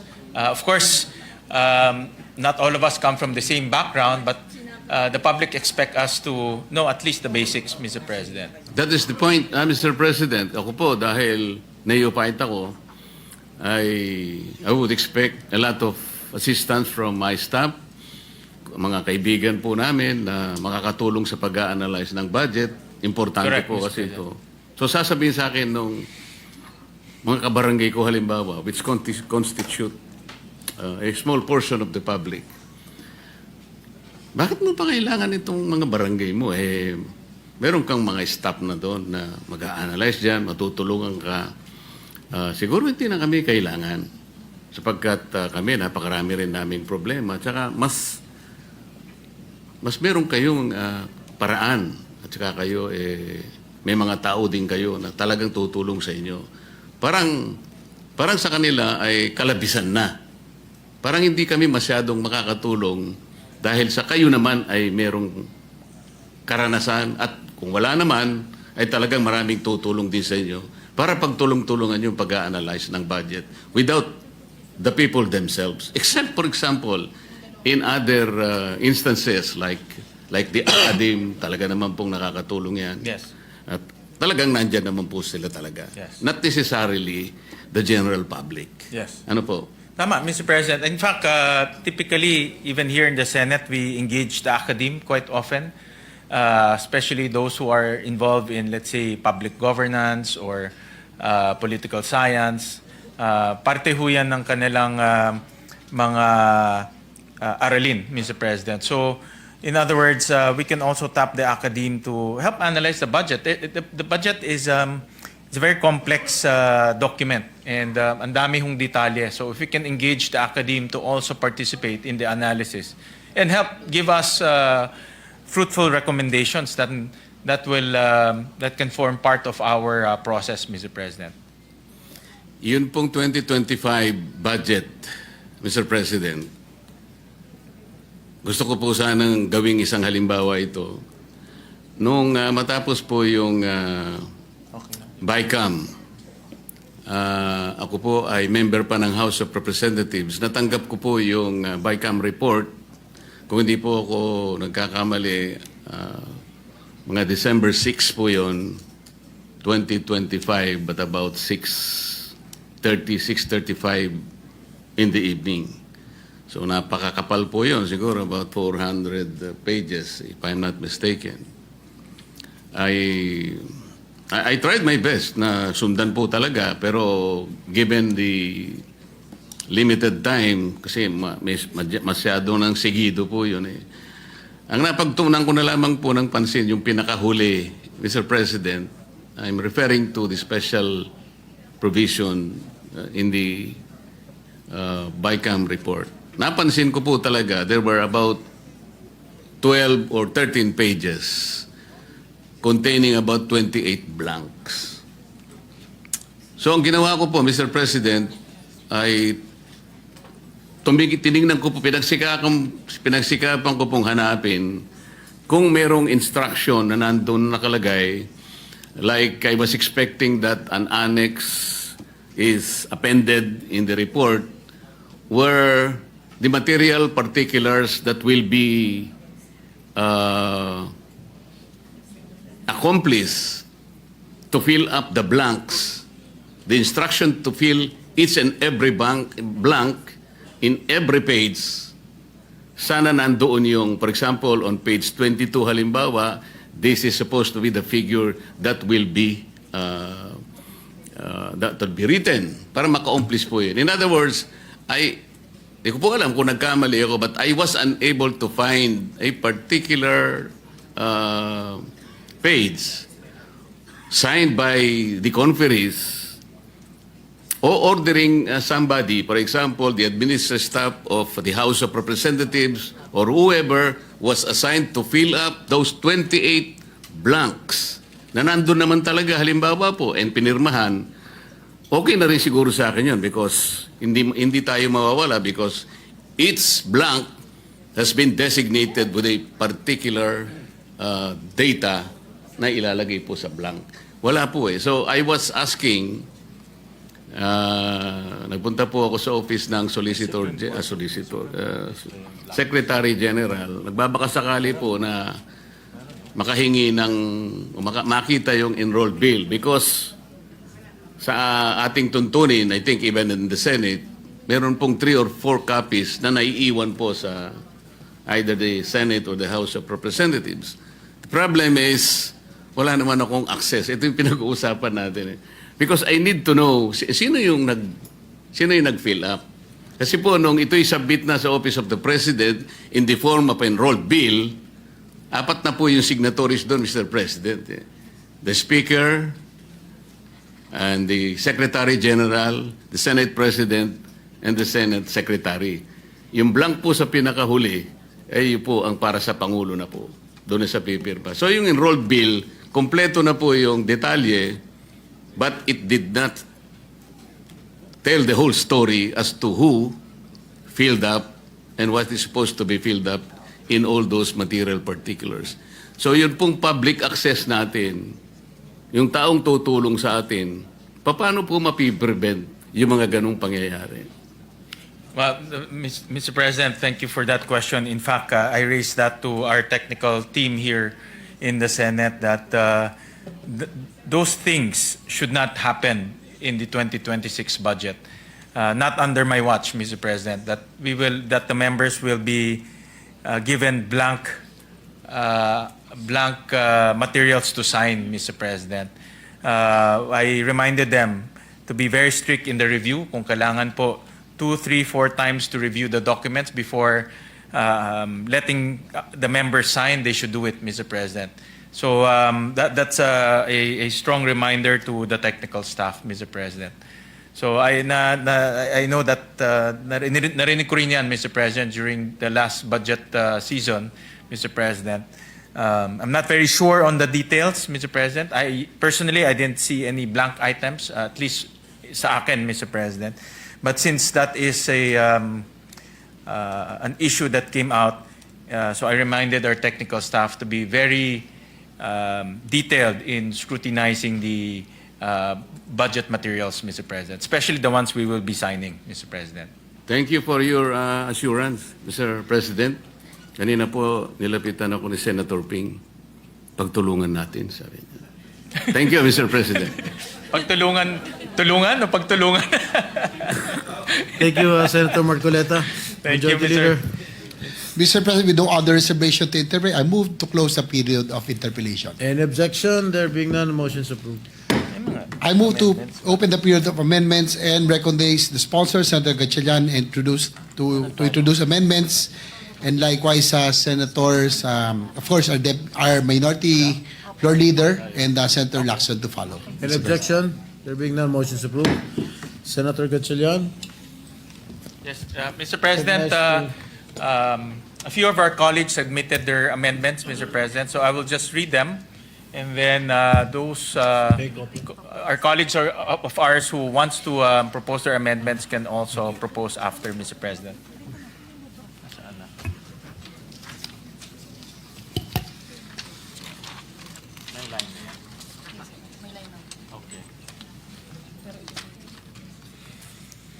So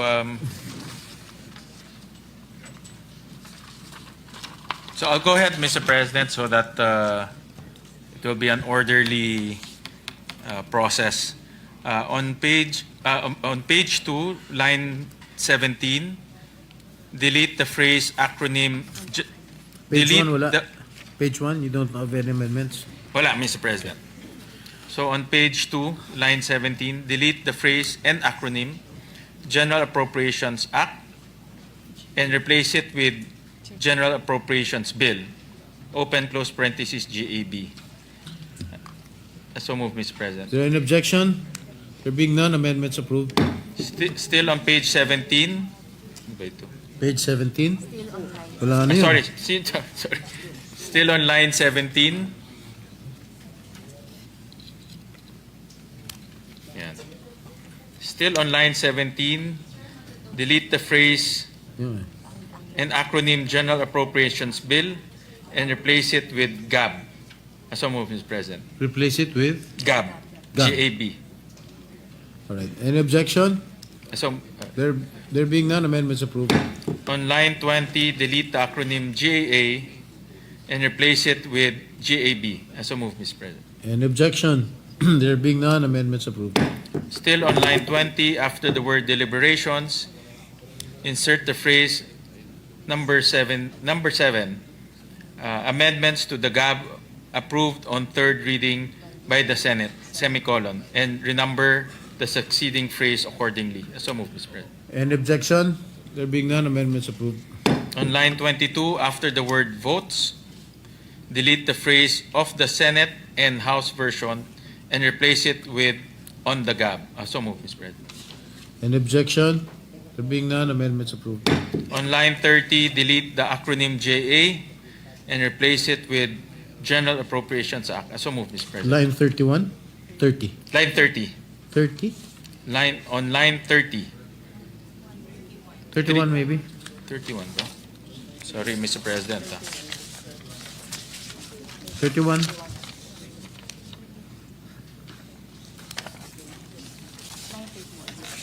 Are we on the same frequency? Sorry, Mr. President, I stand corrected. On line 31, Yeah. delete the acronym JA and replace it with General Appropriations Act. So move, Mr. President. Any objection? There being none, amendments approved. Okay. These are the amendments from Senator Risa, Mr. President. All right. On page 3, on line 28, insert a new whereas clause, which shall read as follows.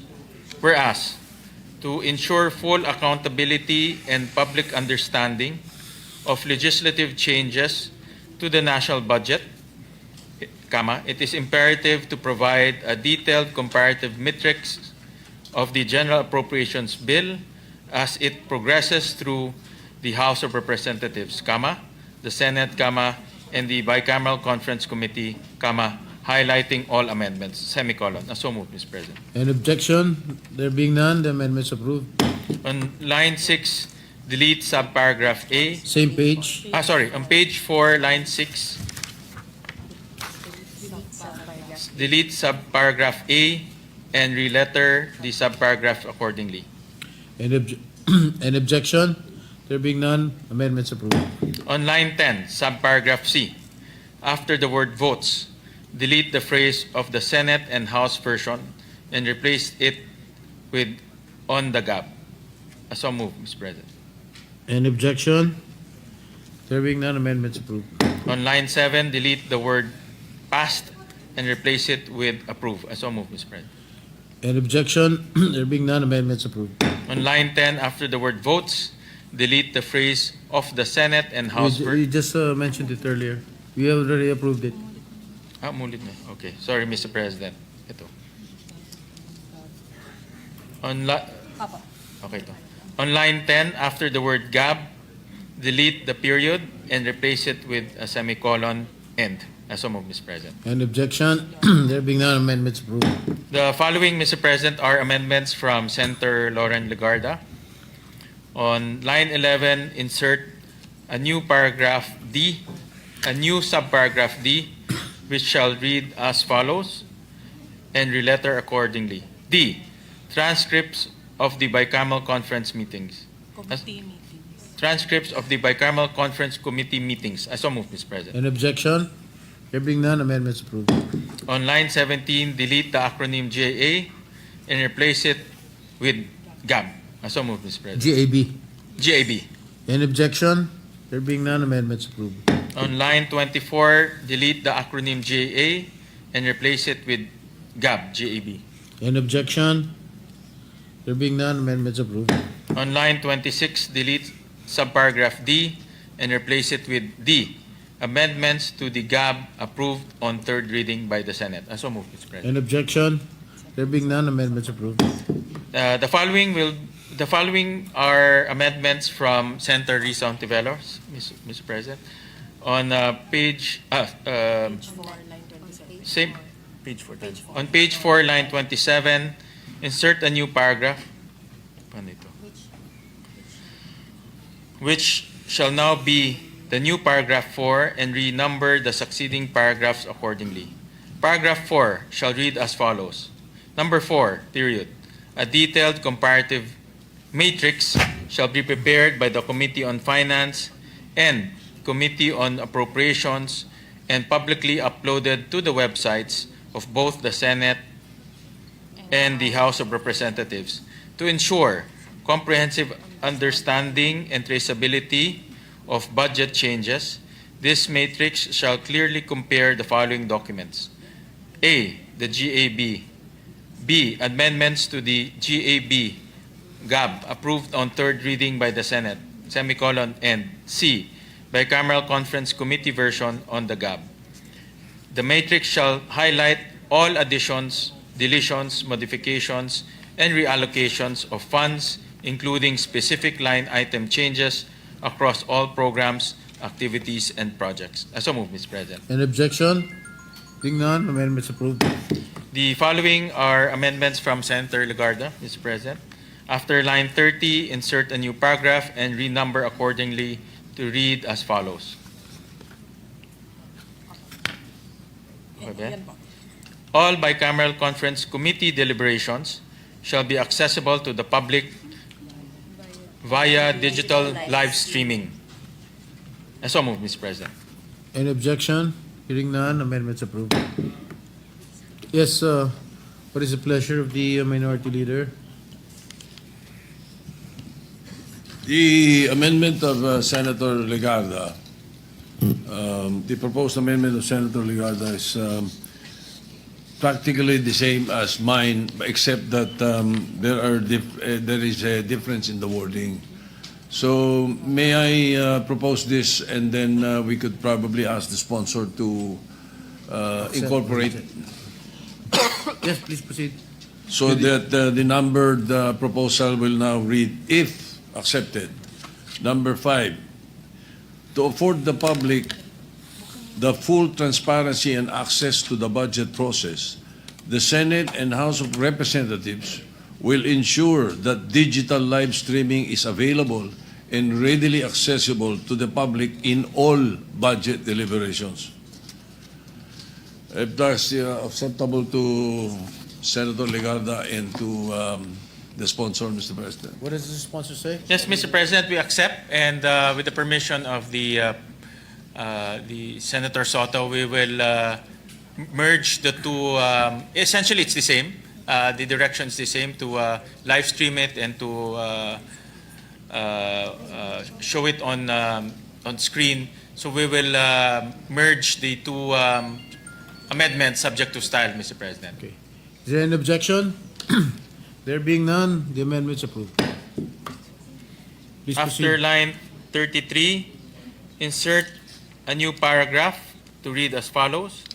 The DBM is urged to upload to its website all the duly received copies of the Budget Preparation Form 201 submitted by all government agencies. So moved, Mr. President. Is that the amendment of Senator Ontiveros? No, this is Your a amendment. committee amendments. Yes, All right. Mr. President. Any objection? There being none, amendments approved. Ito. Wala na. Wala na. Okay.